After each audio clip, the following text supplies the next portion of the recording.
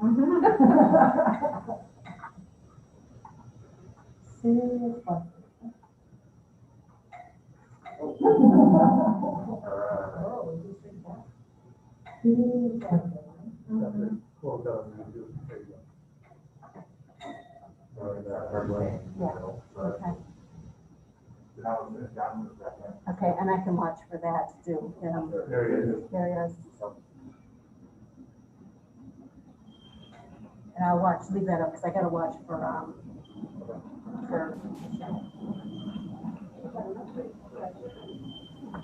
Oh.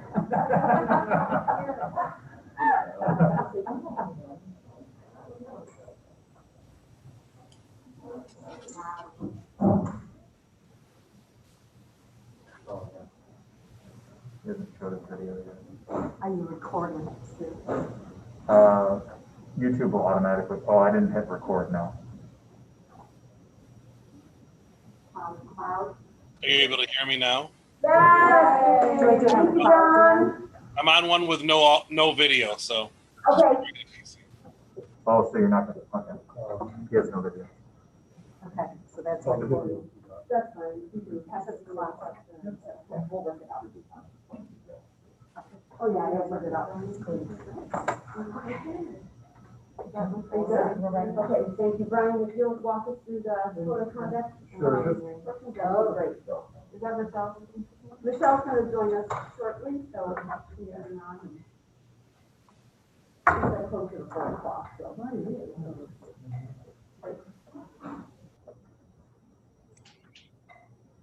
Do we test this before? A third call, start with you, Brian. Thank you for your patience.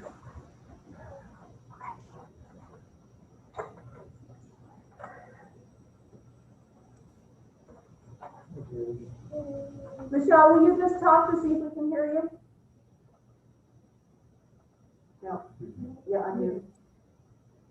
Sorry, I was on mute. Can you hear me? Yes, we can. Thank you very much. Thanks for joining us, and the floor is now, once again, Brian. So you may remember you approved our code of conduct in July. However, since then, we've had some changes. And, they're substantial in terms of, very meaningful. Essentially, we're incorporating, information from the Department of Health around the things we should be doing in regards to COVID. So, social distancing, face coverings, references the mandatory daily temperature checks and questionnaire, health screening. The other part talks a little bit about on transportation and actually some other areas like activities requiring the projection of their voice. They have to be more 12 feet apart. So, mainly it's all the things you've heard about in terms of those protocols and the things we're doing around COVID, and we wanted to incorporate them into the code of conduct because inevitably there will be situations where people won't follow it, and we want to be able to have that in there. Questions, concerns, comments? As it is a public hearing, we have to just sit and wait till 4 o'clock, and then we'll actually start the meeting then. Julianne, did that answer some of your questions about the code of conduct? I know you and I had emailed a little bit about it. It did. Okay. It felt a little bit like the language was not, like there was a little bit of wiggle room in terms of masks and distancing, or there was a little bit of language kind of specifically about masks when you're not able to social distance. So as long as we know that that's clear, I was good with your answer. The difficulty certainly is the language that's coming from the state. There's some inconsistencies. Mm-hmm. And so what our interpretation and belief is that everyone must wear a mask and either social distance or have a barrier. But a barrier doesn't excuse distancing where distancing can still occur. Right. And that was language that I received directly from Dr. Mendoza. So that's guiding our practice. I don't know that every place is interpreting it the same way, but that's been our ongoing and consistent interpretation. And I don't know if Brian, you feel differently because you know countless conversations about it. Yeah, I was totally comfortable with the interpretation, I just wanted to make sure that, Okay, that the interpretation was clear. okay, thank you.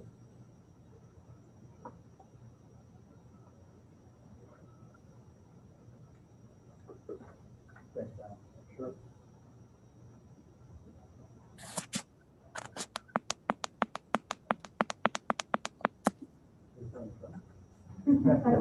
Morris code.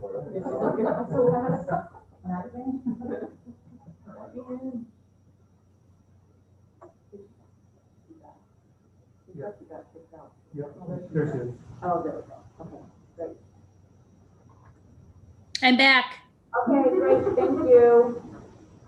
We've got to sit for 5 minutes since it's a public hearing, and we'll start the actual meeting at 4 o'clock.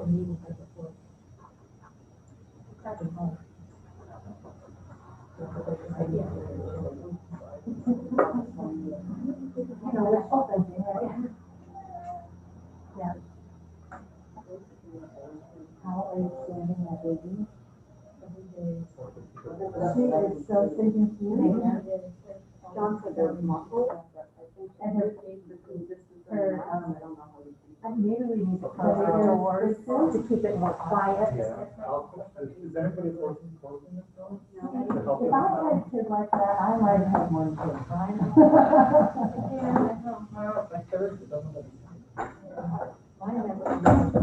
No.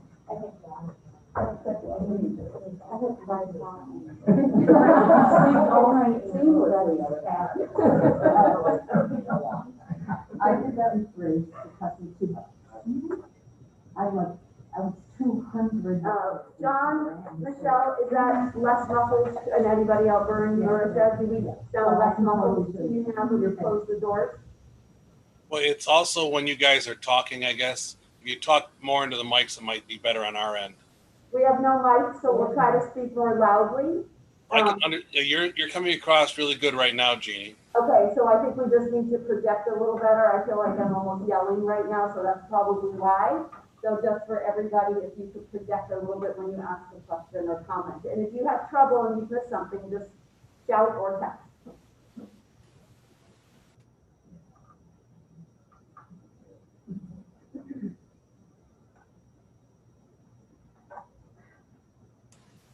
Vern, was that your blankie? Are you all comfortable now? Oh, this is right. Oh, wow. I would keep that on my lap. I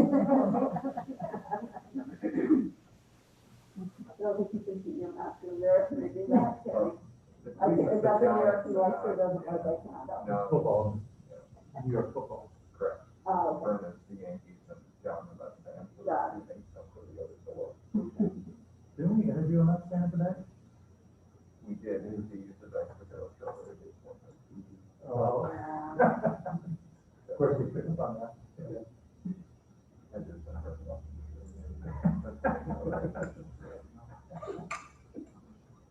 I just received a text from Emily Donadonna, she's hearing us right now, she's watching us on YouTube, and I said she needs to find much more exciting things to do with her time. Well, welcome, Emily.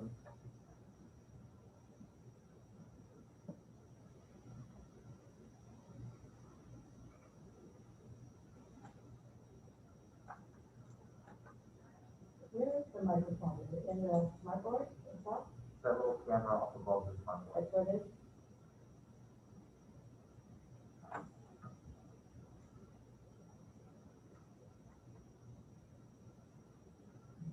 There's a couple here, if you sing it to the back of the room. Oh, you singing? Milton has. I didn't know, I didn't. Milton. It was on the other side. Oh. Yeah, turn over the camera. I'll be nice to you. I didn't try this year, I tried other years to get you to that opening day, yeah. You really got it. You don't realize how bad I'm in singing and dancing. No, I'm putting the radio in. I had this thing over Zoom on Friday night, it was awesome.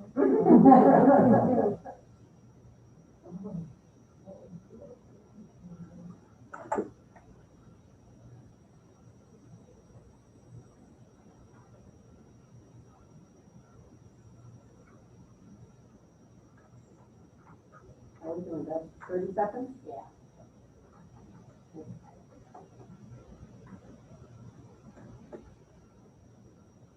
Julianne, I have to get back to what we used to do, which is have young children come in and lead us on the flag. Way cuter. Okay, someday. Okay. I'll meeting to order and ask everyone to stand for the pledge, please. I pledge allegiance to the flag of the United States of America, to the republic for which it stands, one nation, under God. Thank you, everybody, for joining us here in the room and for joining us out there, wherever you may be. We're delighted to have you with us. We hope that your day is going well. We will get right into our agenda. I don't have anything, so Julie, I'll turn it over to you, please. All right, thanks. Welcome, everybody. It's nice seeing people back, even though it's a little bit different format. It's nice to be around people again. I just wanted to give you a couple updates, and I have Marissa here with us. You see that she's zooming in to share some information as well.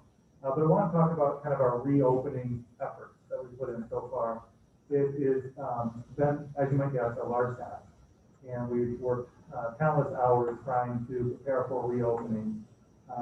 Just most recently, you've noticed that we've actually moved our October and March conference days to the beginning of the school year to afford more time to prepare so that when students do step foot on campus, we're ready for them. And we have all of our kind of processes in place and we're on the same page. And so we appreciate the community's understanding and support. You know, we've had a lot of positive support for that movement, even though I know it did create a bit of a burden on families. But we do appreciate that. Scheduling has been monumental, to say the least. As a former principal, I know the other former principals here will concur, it's usually a multiple month effort to schedule students for a building. And really what we asked was scheduling to be redone in a very different manner in 2 weeks, which is nearly impossible. I know the stress of those teams, and when I say those teams, I mean the building administrators, the counselors, the support staff, the clerical staff, those folks who really work hard to make it happen every single summer. We gave them almost the impossible, and at times I know it felt like it was impossible, that they weren't going to be able to meet the deadline. But I think they did, because the deadline is tomorrow, and they're ready to put those schedules out to families and let them know who their teachers are, what those schedules look like. And so I'd be remiss if I didn't give a major kudos and acknowledgement for the folks that made that happen. That was not easy, and I know it weighed heavily on all of them. We're focused significantly on our health and safety measures. What are we doing to make sure that staff, students, and the community is safe throughout our reopening? Later in the board meeting, you'll hear Dr. Jen Schneider talk a bit about our weekly COVID-19 reopening, that kind of committee that looks at the health and safety. And I've also invited Vern Henning. He's joining us virtually to share from his perspective some of the items that are happening district-wide, to maybe answer some of your questions you might have, because I know you're hearing from community members various questions.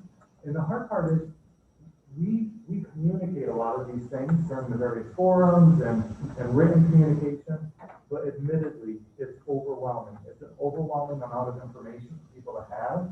And even though sometimes it's committed to my memory and I believe I know what we're doing, sometimes I have to stop and think, or even go back and look it up, because it is just so much we're operating within on a daily basis. And so hopefully that'll be a time where you can ask some questions and we can provide clarity around health and safety. But I do worry about the toll that this work is taking on our team. And when I say our team, it's really everybody. It's our administrators, it's our staff, it's our students, our community. And it's something we need to continue to pay close attention to. How can we support them mentally, emotionally, physically, because it's physically draining as well, the long days that everybody's underneath going under. I would also just, before I turn it over to Marissa to talk about her part, when I think about this school year coming up and what the theme is, for me, it's really around the notion of we only have one chance at 2020, 2021. And so we know this is going to be difficult. We know this is going to be different. But what we also need to know is that it's still going to be great. And to approach it with that mindset, that this is really the only chance our students will have at 4th grade or at 5th grade or at whatever grade they're in. And so it's on us to make it as great as we possibly can, regardless of circumstance. And so that's kind of the theme I'm trying to operate under this year. And I hope our staff and our community and everybody can follow that theme as well. And I'll talk more about that on opening day. The reason I asked Marissa to join us tonight is to give you kind of a glimpse of what scheduling has been like for our administrators. And specifically, I know as board members, you've all perhaps heard from different community members that, for example, I'm going virtual, but I wasn't able to get all of the classes I had hoped to be able to take.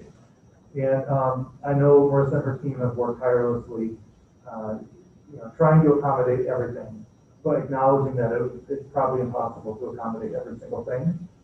And I shared that in multiple forums that we hope, but we're not sure we'll be able to accommodate everything. So I'd like Marissa to just have an opportunity to talk to you about, what were some of the creative solutions they found, what were some of the things, the hurdles they couldn't overcome. And then if you have any questions, because of the questions you've received from the community, maybe you can ask it of her or I, and we might be able to add clarity around that. So without further ado, Marissa, just turn it over to you. Welcome. Officially, this might be one of your first board meetings where you actually have a role, right, as the academy principal. So welcome, and the floor is yours. Can everybody hear me okay? Thank you. Okay, great. So thank you for having me and letting me do a few minutes of explaining what we've been up to these past couple of weeks. I was just reflecting on the windows in the office here, and we have mounds of papers with sketches that we've been trying to figure out the schedule, but I leave them up because it helps me remember what we were going through and how we're almost ready to release schedules live tomorrow to kids. So that's an exciting, and it's a huge accomplishment that we've put together as a team to make all this happen. But to give you a little bit of how we kind of tackled the process, we got the final list of the students who wanted to go fully virtual. And we ran a report to see who those students were and what courses they had selected to take. And once we took all those courses, we started jotting down, okay, we have 25 students that want to take English 10. We have 4 students who are in Essentials 10 English that want to go virtual. And so we started just laying out everything that the offerings that we needed to look at. And then we had to make some decisions. So if you're picturing this, we have a schedule already, and kids are staying in those classes here in the hybrid model, but now we're having to create a whole nother virtual schedule, but our staff is staying the same size. Okay, so that kind of made us look at, okay, what can we do here? So we have one student who wants to take AP chemistry, for example, fully virtual. Well, that AP chemistry, they don't need it to graduate this year. They are a junior. They could maybe take it next year. So we can't offer that fully virtual. Those are some of the decisions we are making. AP Global 9, I'm just giving you some examples of how we were making decisions. Those kiddos, we only had 4 that wanted to go fully virtual and take that course. So we said, all right, let's talk to the social studies lead teacher. Can those students go into Global 9 honors and still be prepared and ready to take AP Global 10 the following year to get that AP credit, because that's the year you take the credit? Yes, perfect. We got that worked out. And so we were able to iron out some of those little small cases, but we were really making decisions based on what do the students need in order to graduate and meet those graduation requirements for this year. And if we can come up with another plan or another avenue to help them get what they want without offering the course virtually, that's what we were trying to think creatively and strategically outside of the box. Some other things that we are doing is AP US History, we're combining with the History of Americas. That's an IB course. So those courses, we're combined those two fully virtual so that we can accommodate those kids at the same time. And there's just some courses that we're not able to offer virtually because of the staffing limitations that we just run out of people. And I'm going to use a special ed example just to kind of illustrate that better. Let's say English 10, for example, we have regular English 10 that kids want to take fully virtual, ICT English 10, some essential English 10 kiddos that are coming in that want to do fully virtual. But those courses still exist in our hybrid model. So we still have to staff that essential English 10 with an English teacher and a special ed teacher. But now there's a few that have moved over to the virtual that we now have to staff an English teacher and a special ed teacher. So those are some of the decisions that we were making as we were going through the process. And I think we have a good schedule. Here's the other piece we were trying to do. When we were scheduling the virtual sections, we wanted to fit nicely into the hybrid schedule so that if on January, December, whichever, we can come back fully, it should just mirror and we won't have to do a lot of changes, that those kids could just stay in that same class, but then come back in person. That was kind of one of our goals, to make that happen so that we weren't having to redo this again in the end of January. So that was playing a role in the background too. So we've worked hard. There's been some individual requests that we're trying to meet, and we kind of work in the background to see if we can make things work for people that have special requests. Some we can honor, some courses we can't offer fully virtual just because of we don't have the staff. But we did think about that strategically to say, okay, we can't do it now, but we're not going to be in this forever. So that kiddo can take it next year. What can we offer you now fully virtual to prep you and prepare you so that you can take it again next year and be successful and still have it on your transcript? So some of those things we were thinking as we were talking about what courses we can or cannot offer. We're in a good place right now. They're doing some last minute balancing between cohorts so that in the hybrid model, the students on the cherry gray, there's only 14 kids coming. On the gray day, there's only 14 kids coming, so we meet the capacity of the rooms. And the fully virtual kids, we've given them a schedule too. And I'm proud of the work that we've done. The team has collaborated and I feel good about what we've put together. I know that we aren't offering everything that we want to, and trust me, we want to offer everything because again, that's a great thing about Canandaigua, being able, all the things that we have to offer, but being such a unique year, we just can't offer everything in every avenue. But we're trying to do our best to, if we can't offer it, think of other ways that we can give them a different experience that's similar or set them up to take it again in the future. That was a lot, I know, but I like to talk, but I'm happy to answer any questions too. Thank you, Marissa. I'm going to call on Beth. Oh. Hi, Marissa. So I have a son that's in college. Many of the people I know have a kid at the high school and a kid at college. Many of the college kids are taking a class online, but the teacher is actually teaching some of the kids in person. Talk to me about our ability or inability to like co-seat those classes, to have a teacher in the classroom and just have a kid at home that's sitting in and watching the classroom, or being part of the gray days on the red days, or, you know, those issues. Yeah, so when we designed the schedule, we wanted to create an experience so that the virtual kids could be in a virtual section on their own, which that allows the teacher of that virtual section to be unique in the experience that they're giving those virtual kids, and create something that is special to them in that section. To me, when they're co-seated and they're just streaming in, it's not the same experience. Now, I do have a caveat. We do have a couple of situations where that is happening. And I can tell you, French, for example, we have, and I'll tell you the kind of the scenarios that we have. So we have one French teacher. And so the French teacher can't teach the hybrid and the virtuals. He just can't. So we were thinking of various things. One idea was to take the kiddos that want to do fully virtual and let them take it online, like the summer school kids that took classes online. But the French teacher was like, no, I don't want to do that. I want the kids in my class. I want them to be co-seated. But that to him doesn't look like live streaming. What he's going to do is kind of work with each class individually and see what he can do to meet the needs of the virtual kids.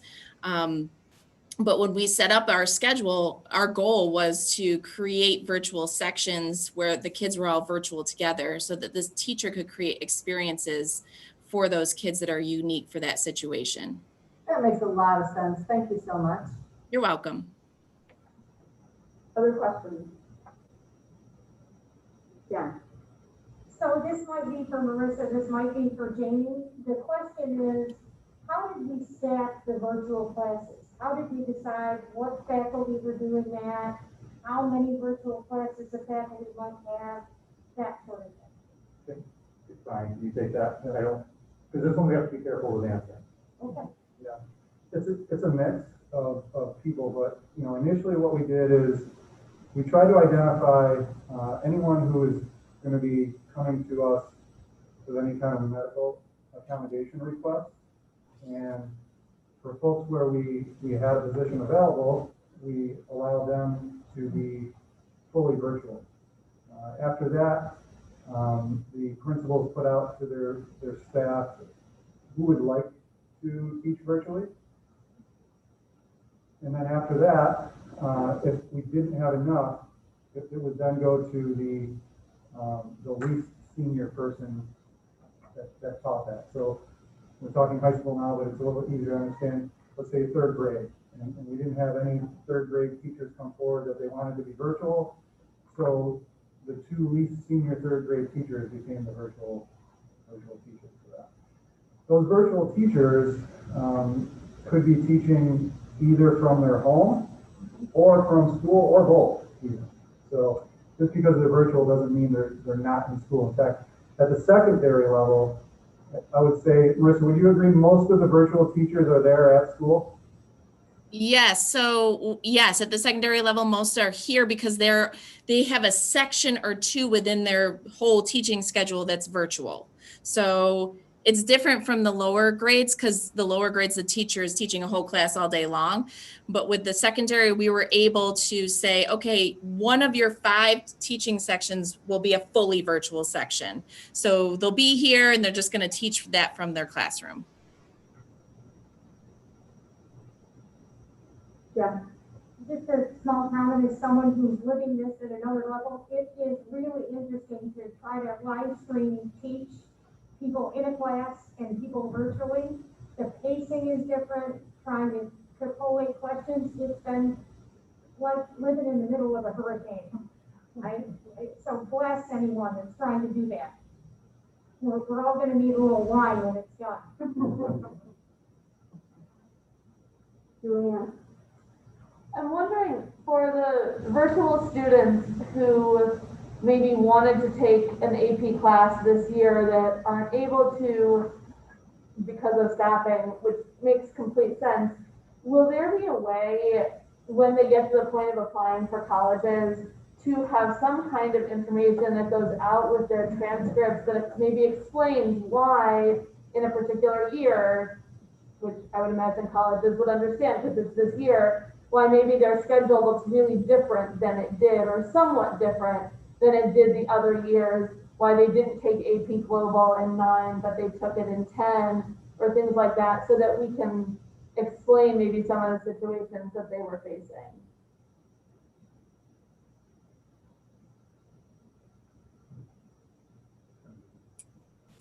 Sorry, I couldn't unmute myself, but I think that's a very good suggestion. And I can look at how we would do that. I'd have to look into that for sure. Another thought would be too, when the kiddo does write like a college essay, sometimes they can speak to that in their own application piece, but I think that's a good idea to see if we can note that on the transcript too. I'll look into that and see what that would look like. The Common App is actually asking guidance counselors to provide a statement about how teaching has changed.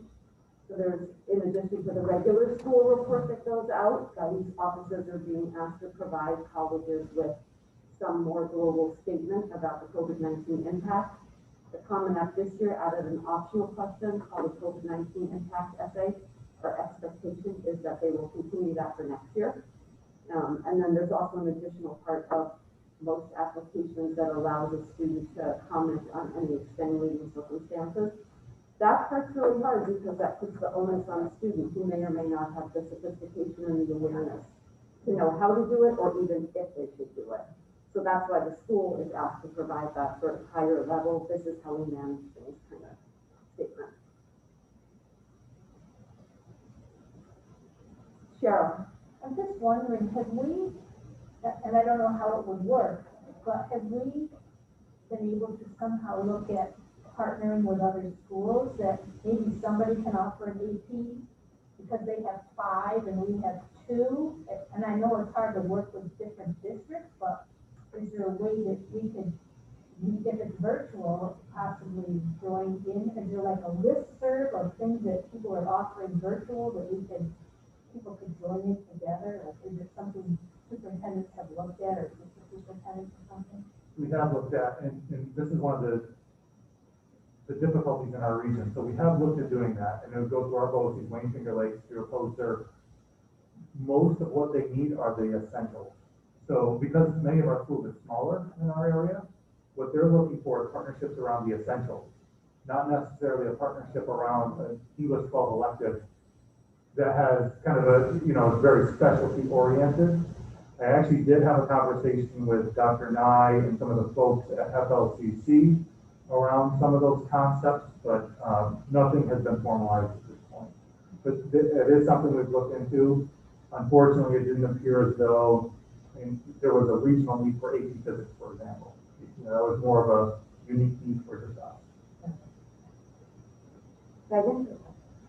I'm thinking of like the hybrid students and then the virtual students. So let's just a little louder. I don't think let's say you have like 3rd graders. How do you, let's say you have like, how are you going to reincorporate those 3rd graders back into school? Should they want to go hybrid, or should school go back in session? If you have like a 3rd grade teacher that's going to do the virtual, how do you incorporate them then into like whatever classroom they can be in? So I'll answer that because it's 3rd grade, if you don't mind, Marissa. Yeah, or whatever is my thinking. So for example, and I think it was kind of to Marissa's point, is they try to build a schedule that if everybody comes back after the new semester, the schedule will fall right into place. It's similar at the primary elementary in that you will have a 3rd grade teacher, for example, with a classroom with 20 students. And so if they, in the 2nd semester, they come back, they would have that classroom of 20 students in an ideal world. Now, remember, we tell people they have a choice by semester.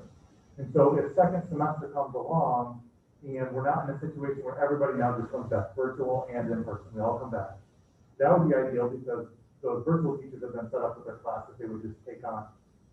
If we extend that choice option, we may have some that were picking virtual that says, you know what, I think I want to switch to in person.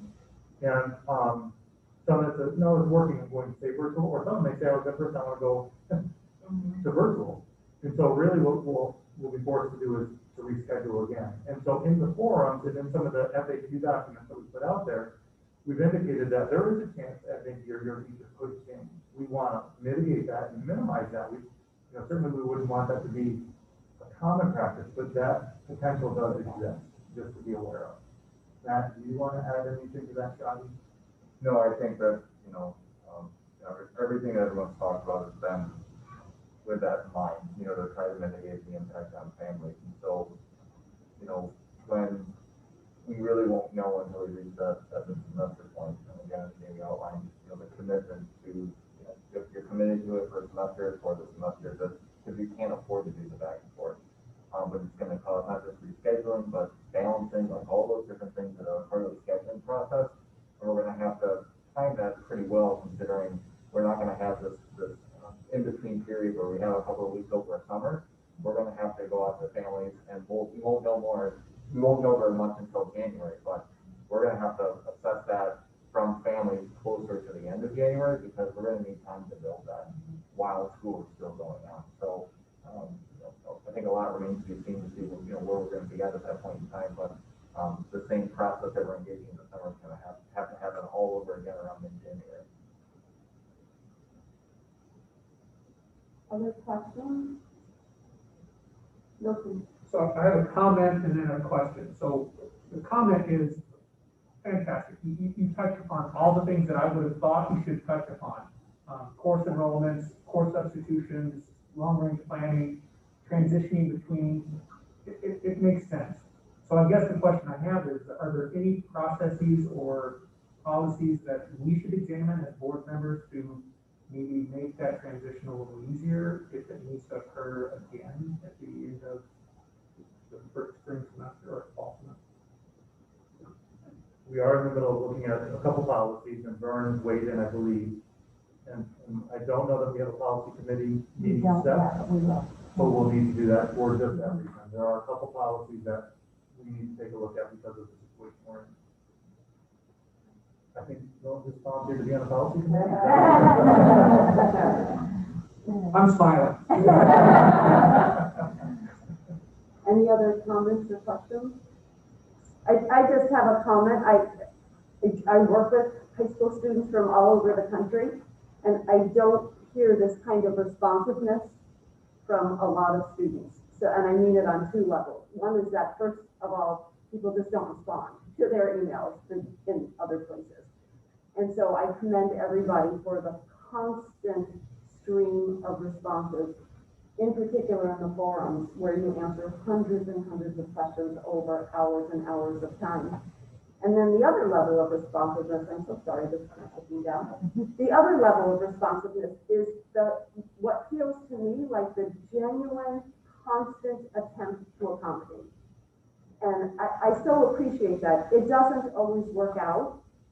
So the work is never done, but the effort to do the work well is always there. So I think on behalf of all of us, thank all of you for that level of work. Thank you. Yeah. We have a couple of quick things. Yeah. So speaking of forums, this week, building levels are doing their own forums. Primary and elementary, excuse me, is tomorrow, Tuesday. The secondary level will be on Thursday, right, Martha? Thursday?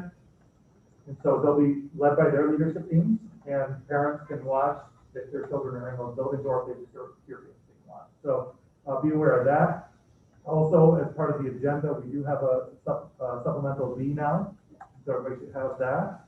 And on May 11th, just to note it, we did approve 40 observation hours of a student from Hobart and William Smith with one of our teachers who has moved grade levels, and therefore this individual has declined those hours, those observation hours. I don't know if it's a result of that grade level change. I assume so, because they're going from the UBK. And so this individual may not be getting a UBK certification, which is a unique certification. So just want to note that over May 11th, Colleen McKeldra was to be observing Catherine Mills. I think that's it. Great, thank you. We have minutes for approval. Thank you, Julianne, for checking that you were actually present, not present. So with that change, I'll ask for motions, please. Milton and Cheryl, questions or comments? All in favor? I can't see John. There's a thumbs up. Thank you. Opposed? That carries unanimously. Thank you. And warrants, Milton and or Megan. Motions, please. First by Milton, second by Megan. Questions or comments? All in favor? Opposed? That carries unanimously, Deb. Thank you. And we have a tax roll resolution. Whenever you're ready, Deb. Can we do a motion to? Yeah, please. Yep. So I'll ask for motions before we do the roll call, please. Jen, Cheryl. Okay, whenever you're ready. Any questions or comments? I'm sorry. And whenever you're ready, Deb. Mrs. Burks? Yes. Mr. Johnson? Yes. Mrs. Miller? Yes. Mrs. Pudzik? Yes. Mrs. Personali? Yes. Mr. Palomini? Yes. Dr. Schneider? Yes. Mrs. Thomas? Yes. And Mrs. Grimm? Yes. Thank you. Thank you, Deb. Let's see, the professional development update, please. Thank you, Dan. Are we gonna reject anything on screen there for folks to see? Nope, you can take your presentation. Just put out the. Yeah. And Marissa, we appreciate you being here with us. You are welcome to stay, but also welcome to leave as you see fit. I still want to do these lines. But thank you very much for that informative presentation. We really greatly appreciate the time you spent with us today and all of your efforts. So thank you. Thank you, Marissa. Thank you. Thanks for having me. Good night. Okay, I can, yep, just go ahead and take over with that. Thank you. So should I share the screen on that or not do that? How will John and Michelle see it if it's not shared? Yeah, you have to share. Share.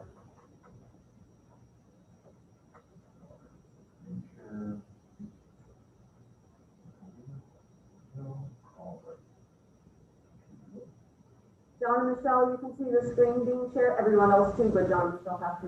Okay, great. Thank you. And you can Thanks, minimize Matt. those videos. Partner, you can minimize the video. I will. Good afternoon, almost early evening, everybody. Thank you for the opportunity to talk about some of the work our administrative team engaged in over the summer. There's quite a bit that we tried to get accomplished, and it really kind of encapsulated three different things. We spent some time revisiting our district goals and focus areas. We talked about our own individual goals and professional learning goals as individual administrators, which is something that we focused on the last couple of years and spent some time generating those.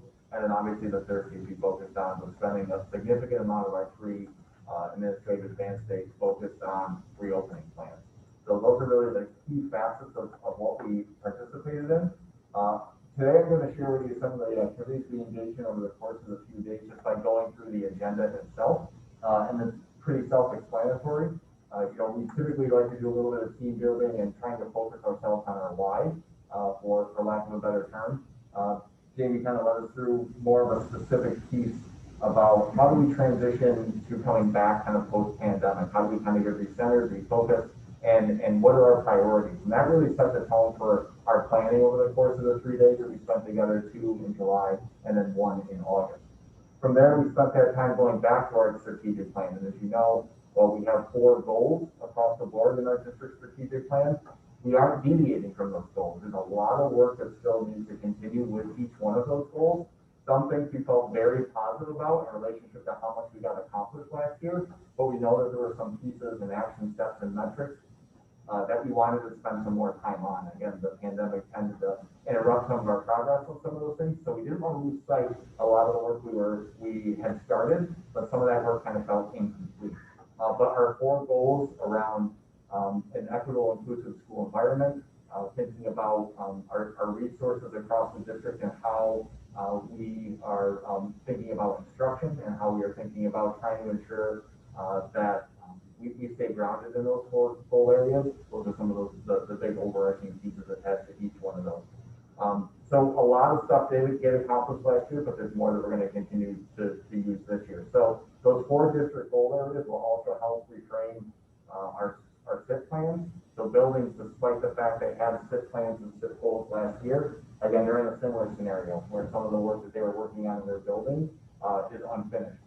But again, it gave us a chance to sort of get refocused and recalibrated to how are we going to continue the work that we started last year and set some new goals for this upcoming school year. So the strategic plan itself, again, was a big focus of day 1, but then we tried to then bridge the gap between, okay, we're recentered, we're refocused, let's revisit our district goals. How does that reframe and reshape our reopening plan?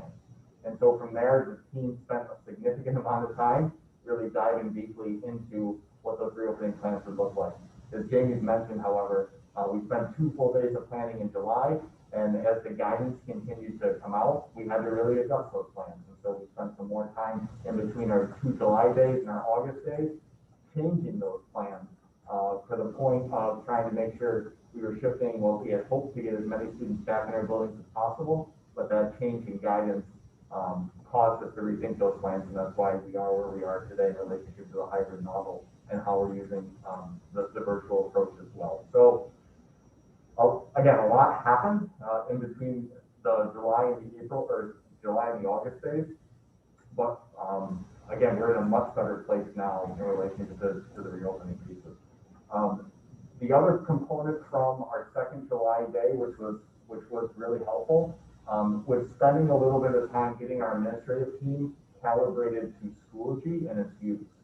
It was important that our administrative team spent some time focused on Schoology because the professional learning that our administrators engage in is the same professional learning we now have asked all of our teachers to engage in prior to the reopening. One of the big pieces of feedback we've heard about Schoology and its use is that, very much in an emergency situation when the initial closure period happened in March, there was a varied experience for students dependent upon from teacher to teacher even. So we spent a lot of time trying to ensure consistency with the setup of Schoology for ease of students and our families. So we already engaged our staff and are still engaging our staff in that professional learning. More learning along those lines is going to happen during the first week of reopening during the conference phase that Jamie mentioned earlier. So that goal of trying to make sure we're all calibrated and the student experience is pretty consistent is a significant and major goal. And we're feeling very positive about trying to make sure that our teachers are all on the same page so that what a student experiences from one class to the next is very similar in terms of setup. So it's predictable and not as confusing as it was before. Things down to like folder organization, naming conventions, how to list assignments, that type of stuff. Trying to keep that consistent and predictable, I think, is going to make it seem like a different and better calibrated experience for students and families. And then again, we spent more time on that second day, still focused on the reopening plans. A big key piece, and I won't pull this up, is we tried to coordinate that time so that directors and principals were interacting with one another.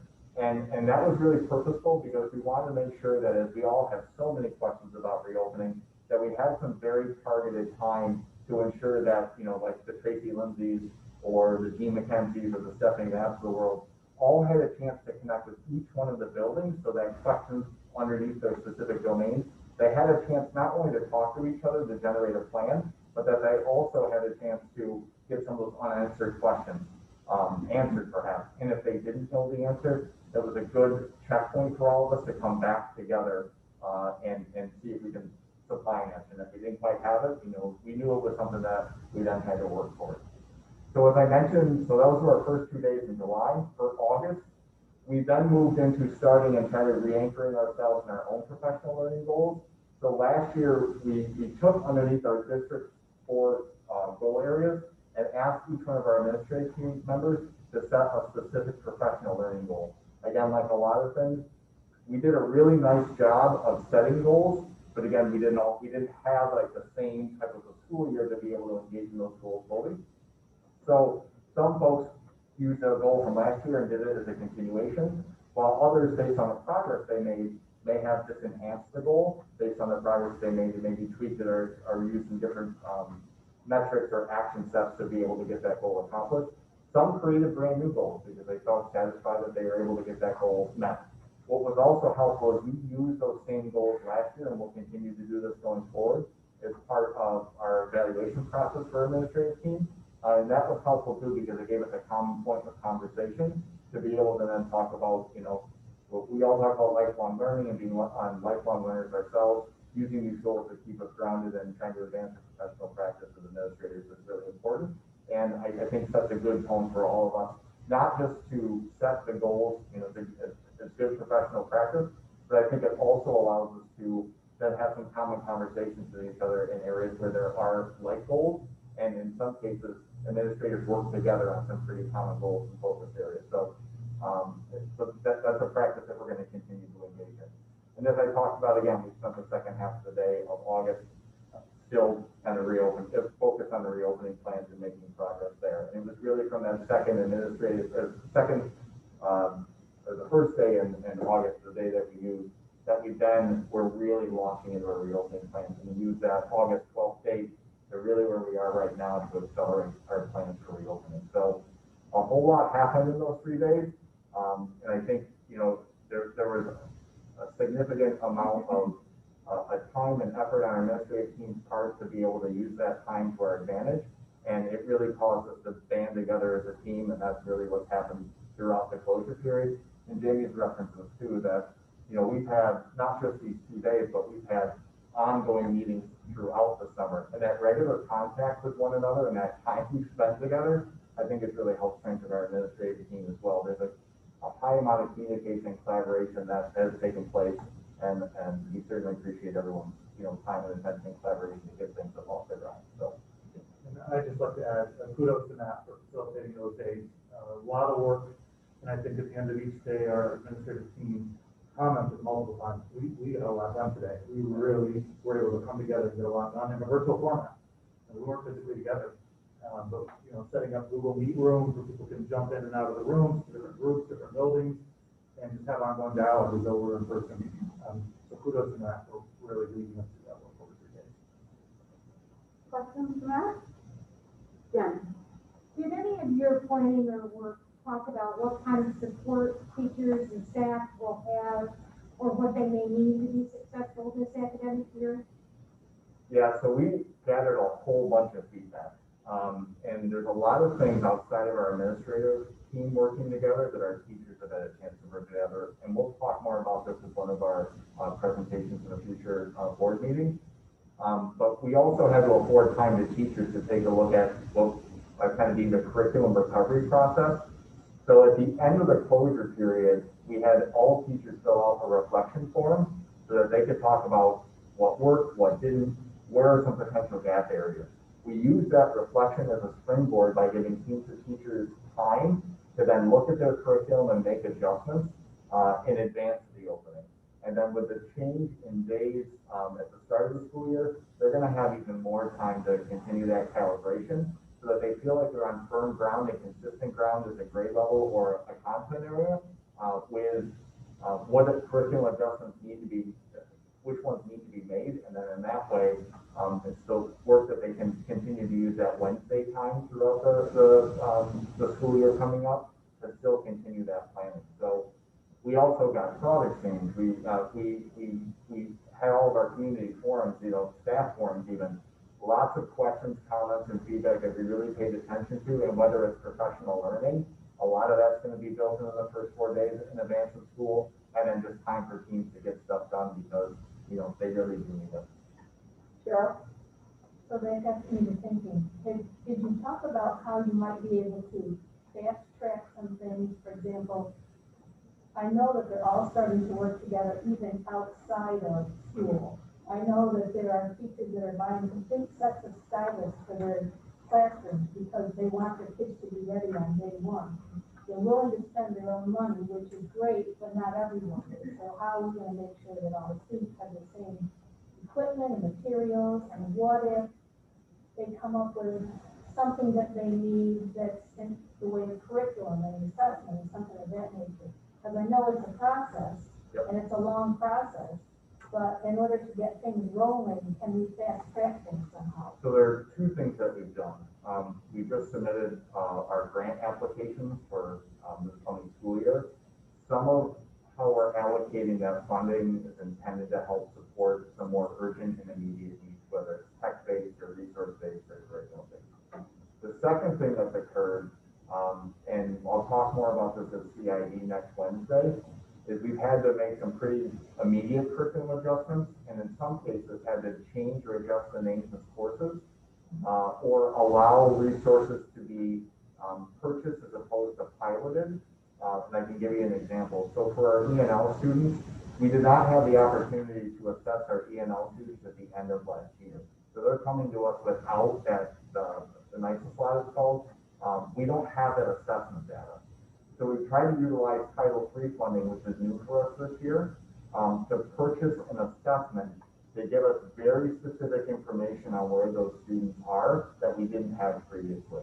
And so whether it's using diagnostics like iReady or what we're hoping through the grant funding to use for E&L students, we're hoping to gather that data much more quickly. Typically, we'd have to go to CIE, we'd have to do a proposal, it'd have to be approved.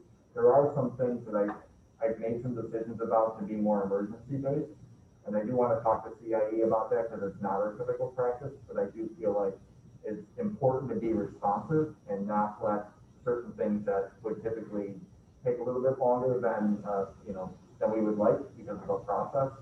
We just don't have time to wait for that. So there are more urgent needs of the policy to make those decisions. Perfect, thank you. Any other questions from board members? Jen? Just to comment. Anytime that we possibly could encourage faculty to publish a weekly schedule like we ended up going to at the end of last spring, as a parent, I would really appreciate it. In advance. The Monday morning, the Monday morning, we get, like, snapshot rates for. Yeah, that made my mental health so much better. We will continue, and Caroline already has templates, whether it's for the students in the hybrid model, the virtual model, we will continue to, ask for that week at a glance. Just because we do have students that are either fully virtual or they're in and out. So, it will be important so that families are aware, and we are going to continue that practice. Fantastic. Any other questions or comments? Thank you very much. Thank you. We have a consensus agenda, supplementals, and the change notice by Jeannie, there were 5:11 minutes. I'll ask the motions, please. Jen and Megan, questions or comments? Jeannie, I only see one supplemental. Was there a second? Yeah.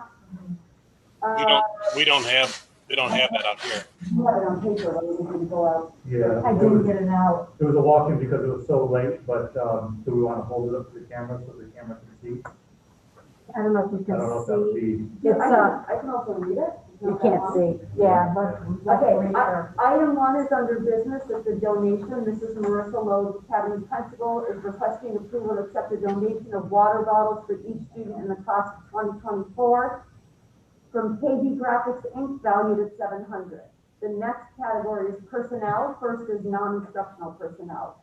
Removals, Lisa Beckwith, teacher aide resignation effective 8/31/2020. Next category is instructional personnel, and these are appointments. And the appointment is James Brenchley, received his bachelor's degree in psychology from Lemoyne College. He earned his PhD in school psychology from the University of Mass Amherst.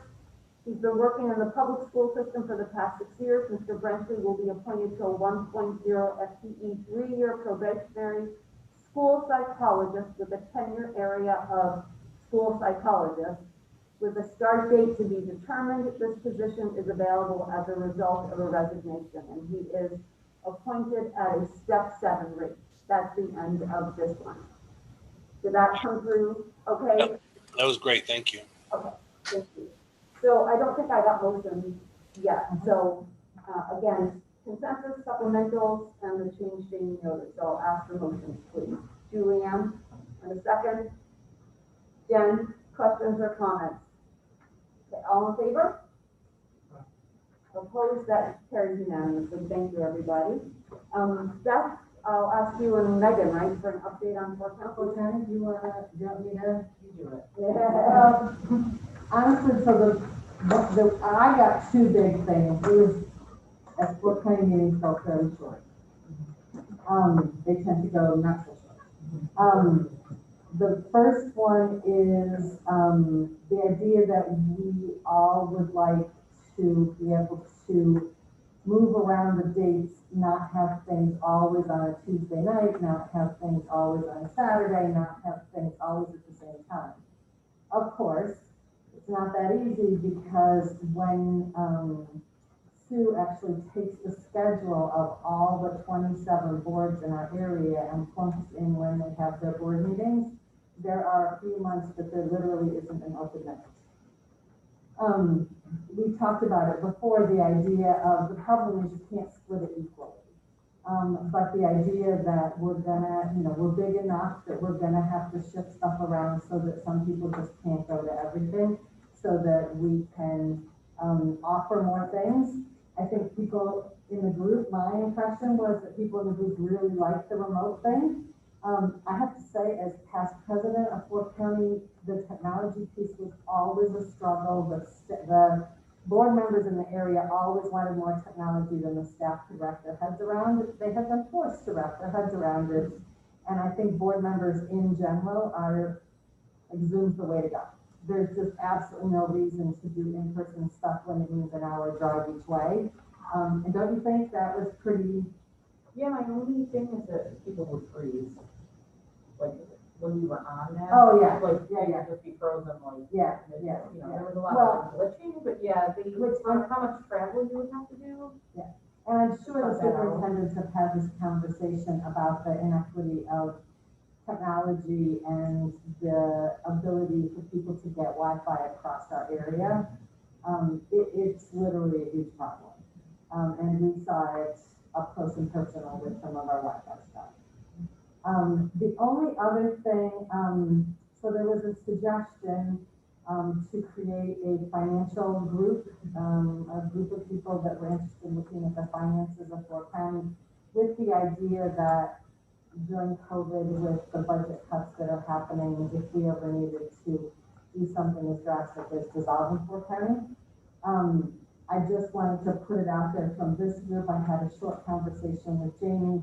Our feeling from many of us, especially on the board, is that the dues for Fort County are always lost in the rounding, and that if dissolving it would save something in the district, that we would happily do that, but it won't. And as board members, it's really a pretty cheap way to get some continuing ed and connect with other people in our area. So I was pretty vocal about, we've got the money, we need to start, if we have problems, we need to spend some of our reserves and get us through. Hopefully these years won't last forever. Was there anything else that was a high point that you can think of? No, I think you covered it. Okay, Great. that's it, Beth. Yep. John, would you like to report out on site, please? All right, I have Brian help me out if I missed something. 'Cause I have the minutes from our August 4th meeting, and the majority of, and I believe this was sent to the entire board, but majority of these are the changes that some might be thinking were going to be in the project, but because of cost were not. It's just a fairly small list. The UPK entrance, which is no longer needed because they relocated them. Another one was the redesigning and the replacement of the bus loop at the primary school. That was at 3.7 million, and as such was removed because of cost. Tiling the hallways in the elementary and primary schools. That came in at over 2 million. That's been removed from the project. The terrazzo floor installations and or grinding. That was initially placed as a priority 3. That's been removed from the project. Wall paint and painting of the lockers in the elementary school originally were moved to a priority. They were priority 2. Depending on how the bids come in, they could end up being included. If they are not, our maintenance crews will look at making these improvements. Improvements to the primary library were discussed early on, but they've been completed by our own crews. Retrofitting corridor lightings to LED in the PES was moved to priority 2 because it came in at $1.6 million. And the magnetic door holds at the primary school are also moved to a priority 2. Is there anything else, Brian? No, I think you covered it. Early on, the bathrooms, we were looking at a complete gut of the whole thing and a total redesign with some of them. Instead, it's going to be all new finishes. You'll walk into them and think, wow, that's a brand new bathroom, just like you would have before, but it's not a complete gut. I'm just I don't know who's monitoring the chat function, and I just noticed there's something there, so we just gonna check and see it. Oh, okay, great. Thank you, Michelle. That was worth taking a moment of pause for. Brian and John, is that it, or do you have anything to add? Okay. Yeah, that was it. Great, thank you, John. And last, Jen, please, an update on the COVID-19 committee.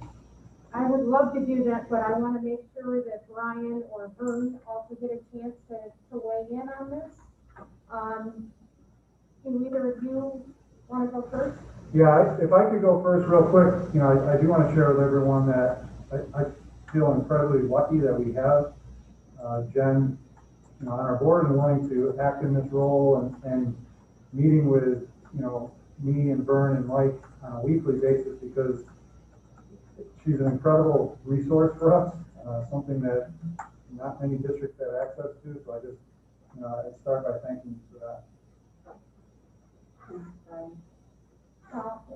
Thank you, but it's a team effort. when we do meet for that hour or so on Tuesdays, we walk through a lot of the technical specifications for everything from selection of PPE to how we're gonna optimize, ventilation to the best of our ability.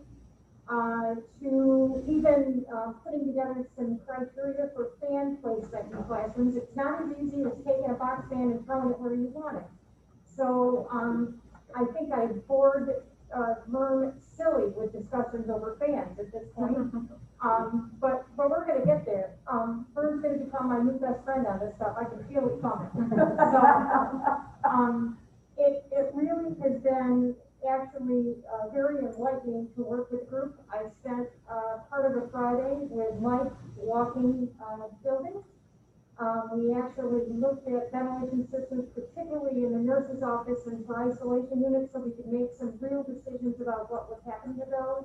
And we're still working on filtration options and possibly some other technology. We'll see where that goes. But I think Mike is also a closet engineer somewhere. I'm getting along with him really well too. So that probably ought to scare all of y'all. Anybody else that contribute or questions for anybody on the committee? Cheryl? So I talked to Jamie about fans, because I know how hot it is in teaching in the classroom. It's hot. It is hot. So the teachers are gonna wanna bring in fans, and I'm guessing they have to be in a certain spot. Should we put like an X on the floor or something? Because every single room is different, with doors open, windows open, doors shut, depending on what building you're in. As a teacher, I wouldn't know where to stand. As a teacher, when I used to move from room to room to room to room, I wouldn't know where things, if I wanted to bring one to somebody's room who didn't have one while I was there. So I'm thinking that we might need, because I just remember. Brian? So Vern is actually gonna be putting out fan guidance, so everyone knows what to do. I guess the short version though is essentially they're gonna be in the windows, pointing one direction at one level and pointing the other direction at the secondary level. So, but Vern's gonna be putting guidance out on that. I have another question. You know the whole 6 feet, 10 foot, blah, blah, blah, blah. How do you measure 6 feet in a classroom? Is it from the end of the desk to the chair? Just last week, we got that guidance, came out, and it's from the middle of the desk to the middle of the next desk. Okay. Vern, I know you're keeping a lot of documents, specific to safety, health, protocol, processes. Do you want to just kind of talk in general, give a gist of some of what's in there, just so the board can understand the layers of the onion that exists?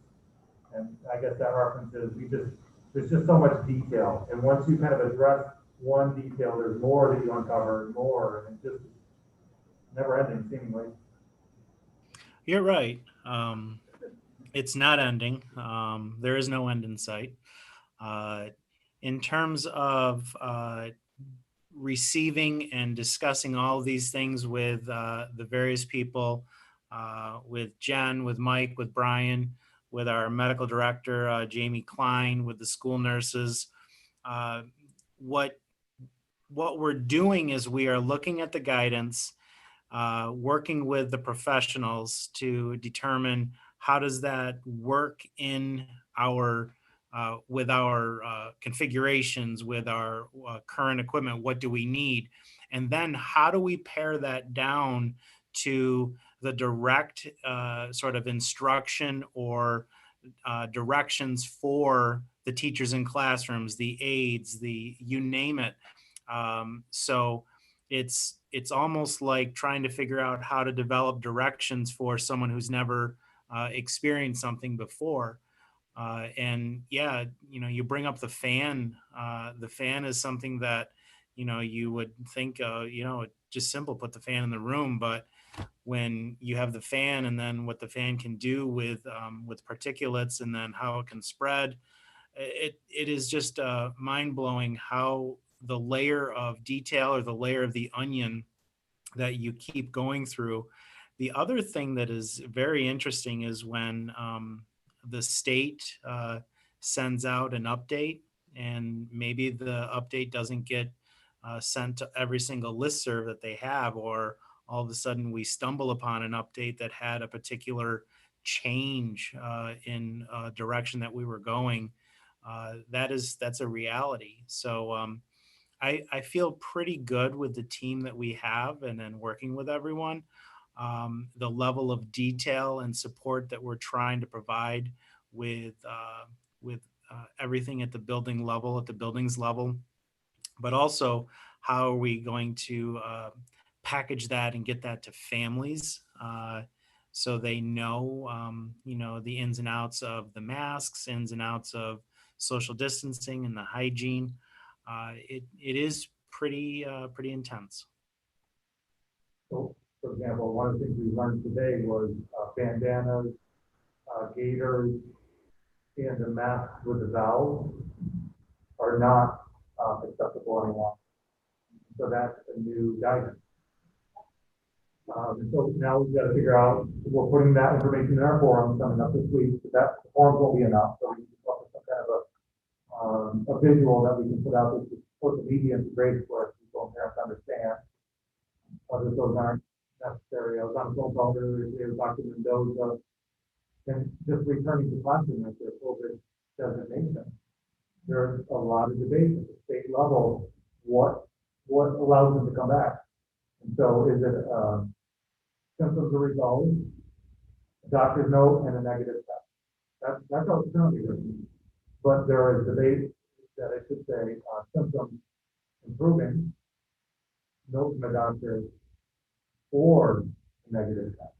We may get guidance coming out that offers that. And from what I understand, that's what the medical field is promoting and encouraging. That is the medical acceptable approach. And so, this is the constant state of uncertainty or change or new information that we have and we keep saying it, and I apologize, but we have to be nimble, we have to be flexible, ready to change based on new information that we learn. Further, it looks like you want to say something.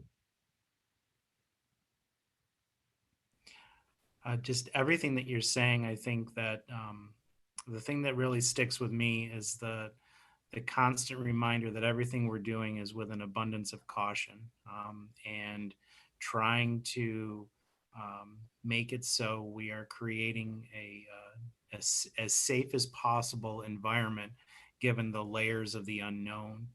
And when we have, people in the medical field debating over the phrasing of and or, it does get a little frustrating, but at the same time, I am fine with really backing up decisions that we're making with the belief that we're doing everything out of safety and really trying to make sure that everything we do is because we want to be cautious because there is a great deal of unknown right now. One of the questions board members asked earlier were actually dialogue that we had with comments and other administrators throughout the course of the day, which is interesting. That some of your questions that you had this evening were some of the things we actually discussed earlier. And at one point, we were actually discussing that too. We were actually discussing laundering towels and the process for launder towels to get fresh towels in the classroom for teachers that want to use spray. And I just jokingly said, I remember taking this class in college. There's so many details. So do we have, like extra math, like in nurse's office, or like I'm thinking, especially the younger kids, like rock and mud or grapes, or it's not one of those approved masks anymore, or nothing. What's the plan with that? Yeah, we're gonna have them all over the place. We have 96,000 masks. This style. We're gonna have 4,000, I think, of the cloth washable masks. We'll have those in all our buildings. Yeah. Have there been any other changes to cleaning guidelines? Like I know if it's K-5, a desk is desk, but if it's K-12, a desk is not. So is there any change in how often or what you use or how it's done? Again, you're on the continent. Can I just interrupt, as you respond and ask, if you could phone because they're having a little, voices are muffled. I apologize.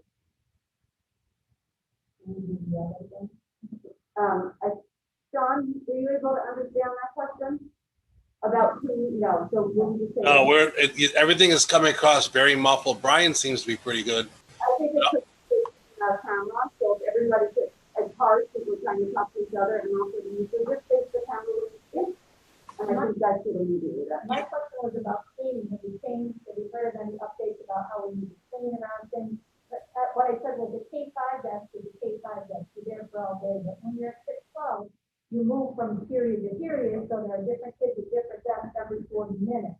Is there something that we need to do differently or something we need to be prepared for to make sure that we're as safe as can be? Yeah, so it's even more important at the secondary level, but every classroom is gonna have its own bottle of cleaner, a spray bottle, and then, you mentioned towels. So they'll be able to spray the desk quick, wipe it down, and throw it in a dirty towel bin. And so they'll have a supply of that all the time, so in between periods. So who's doing it in between here? We're asking teachers to do that. So in 4 minutes, you're backing up, wiping down, moving on to the next room to teach, and setting up in 4 minutes.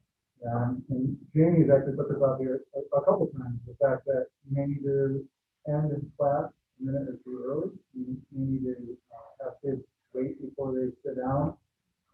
You know, if it's particularly a teacher that travels, but, you know, we talked about. But also, you can remote travel. Right. It's not, you know, in the 6th grade, 7th grade classroom, the classroom is the classroom. It's not as intense, it's very different world. That makes me very nervous. It's a lot for you. It is, and I would only add that it is a lot to ask. There's a lot to it. The only thing I would add to that is just to keep in mind that classes will be in that 10 to 12 to 14 range. And so furniture has been taken out of a lot of the classes.